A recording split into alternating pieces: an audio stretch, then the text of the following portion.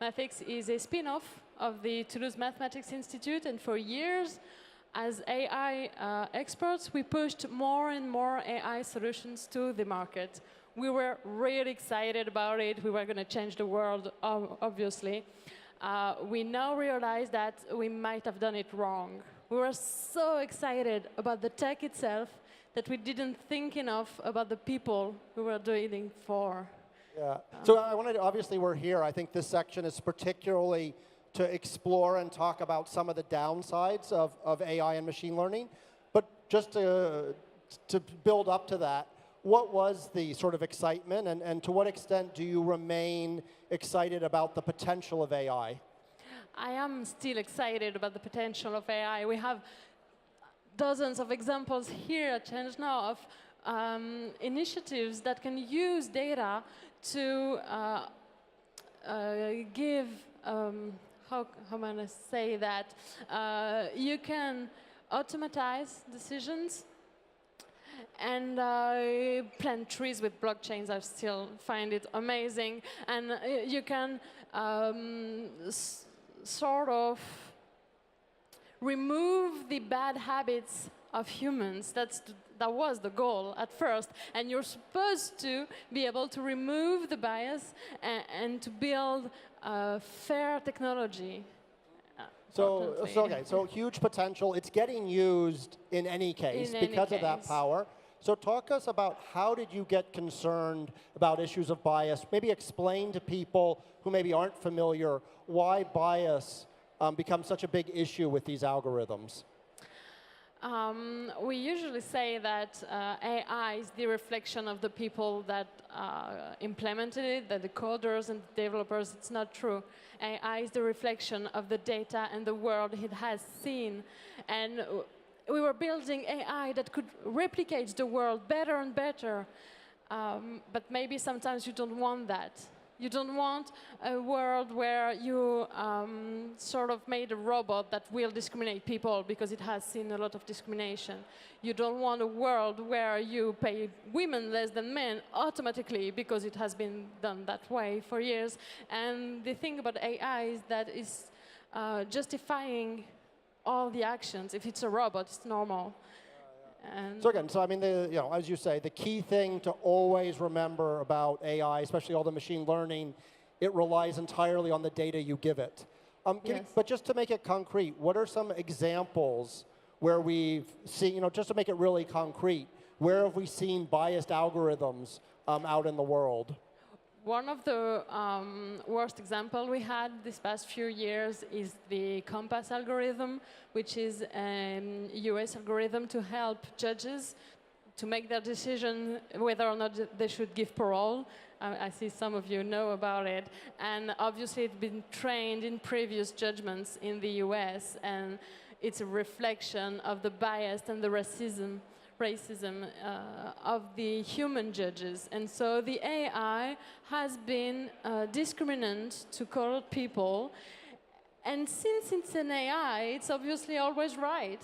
So you just normalized discrimination, and it has been used in the legal system. It has sent back people wrongfully in prison just because they weren't white. So it's one of the most impactant examples we have. What about from image? So there's a big part of AI which is image recognition. Do we see bias there? We do. There was a funny example a few years ago where Google launched the Google Deep Dream, which was an AI trying to recognize patterns in images, and obviously was trained on Google Images databank, which is full of kittens. We all know the web is full of kittens. So when asked to recognize a pattern on a Van Gogh painting, what do you think it saw? It saw kittens everywhere in the stars, in starry nights. And we found it hilarious all the time. But then we started developing face recognition algorithm and giving them more and more images of what we had, meaning mostly educated white men. So it works perfectly on this population, and then it doesn't work that well on colored people, or even worse, on colored women. Yeah. So here you are, a mathematician, excited by technology, in the middle of it, and you start to become aware that maybe there are these significant social repercussions of your technology, your work. So then, what have you been doing about it? Tell us a bit about the organization, and how can we address these biases? Well, first of all, of course, I've been very vexed because I was sure to be a part of this AI for a better world, and maybe I wasn't. So I thought about how I was implementing my own AI solutions and realized that it is in data at first, not in the method you're using, deep learning, neural network. You don't really care, but the problem lies in data. And to be sure that it doesn't happen again, companies must be able to assess the risk of discrimination. So what we did at Maathics and in the mathematical community in machine learning and fair machine learning is that we developed a software tool to automatically, it's a hard word for me, automatically detect discrimination in data. Just to give companies the keys to actually prevent their algorithm to discriminate. So for those in the audience who might be a bit deeper into AI and a bit geekier, can you just give some flavor for how it does that? Yes, of course. First of all, we did not define at Maathics what is discrimination. We did it within the community, and that was the key point, how to be sure that we could detect discrimination. So how could we be sure we were right by defining it mathematically? So it was a long work in the community. And what we did is that with this definition, there is actually 5 different definitions on what is a discrimination, how to detect it in a robust way. So we implemented statistics tests on data to have a risk assessment. Just as you look to have this impact, I'm curious, how open have you found the data science community to these concerns? How much is this an uphill battle versus how much do people see the issues? In the machine learning community, people do see the issues. We've all been thinking about our previous work and fearing to think about our previous work. Communities are willing, of course, to prevent discrimination. Companies are willing to. It's not that simple. A big part of the machine learning community has worked on the fair machine learning and worked together, and that was actually very positive. Some are fiery and prefer not to look at it, and kind of, it depends. But mostly, and especially in countries like the US that are very mature on the subject, there are a lot of wonderful initiatives. So as I understand, Maathics, you're providing algorithms to the willing who want to get the bias out of their algorithms. How is that? So where are you in developing this, the organization, getting users on? How far along are you on that journey? Oh, we are just starting it. We are the perfect example on what not to do when creating a startup. We are researchers, and we were focusing on what our goal, detecting and suppressing discrimination. So we did that for the past few months, and now we realize, wow, we kind of forgot to build a startup around it. So we're just starting from. So you're here at ChangeNOW to start working on that. I should work on it, obviously. Why don't we, if you don't mind, why don't we open it up for some questions, see what the audience has taken away and some of their concerns. Of course, Anyone? I'd love to. Right down here. Thank you. What do you think is going to be a good incentive for companies to actually want to remove the bias in their algorithms? Because naturally, like Google did, it'll be a function of them, just using the data that they have, as opposed to taking the time to use more data and have a sample that's probably better than what they have in-house. So what's going to be good incentive to actually for them to remove the bias? Great question. Let me just see if we have one more to add while you think of your response. Another question on fairness and AI. Dun, da, da. All right, well, why don't you dig into that one? Incentive, yeah. You want to answer that one? Incentives for companies.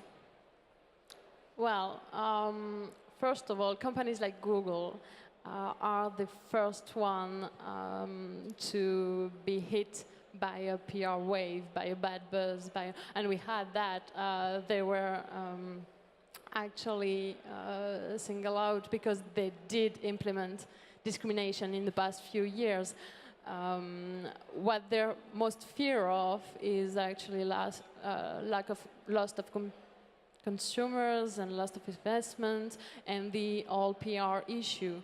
But still, within Google is full of wonderful engineers and researchers, and nobody wants to discriminate. It's not even a good business decision. You're a bank, you're giving out loans, and you're not giving out a loan just because the person isn't the white educated male that was the algorithm was trained on. You're losing a customer. It's utterly ridiculous as a business. There are two incentives, the PR issue and the regulation. Today in Europe, with the GDPR that everybody here has been hearing about the last few months, the use of AI is regulated, and it is illegal to implement discrimination with very high fines if you do. So that's another way to incent. Okay. Thank you, Anna. We have time for one more question. Yeah, so clearly it seems like people that are working in AI and machine learning are white, privileged men mostly. And I'd like to know what you think are some of the other problems that come as a result of people that, like having mostly people that are white, privileged men, and how do you think we can solve that? The diversity of the tech community. The diversity of the tech community, I mean, obviously it's an issue, but how big is it an issue for the algorithms? The algorithm. Well, first of all, I have no issue with white educated men, of course. It's just that obviously it's a reflection of our own tech community. What the issue is that, maybe another example, you're trying to find the perfect candidate for hiring. And everyone here uses LinkedIn, I guess. And there are solutions based on this type of AI to detect the best candidate in a pool of candidates based on what kind of successful employees you had in your company. And if the company is not diverse, you'll simply shut down every applicants that is not just like the ones you already have. And if doing so, you'll lose skills, you lose opportunity, and you'll get within your circle. And I hope I answered the question. Like, I think it goes back to what you said earlier, which is with AI and machine learning, the biggest thing is the data, not necessarily whether you're using neural networks or whatever. And so what about there's this, if we bring it back to the audience, there is this argument out there that today the machines are watching us, right? And they're learning from everything we do. Like when you promote someone or you decide who to interview on LinkedIn, all of that is today feeding back in and getting hard-coded into these algorithms. Do you buy that? Is that something people should be aware of? People have to be aware of it, of course, and they are using it. We all are using AI every day, whether we really know it or not.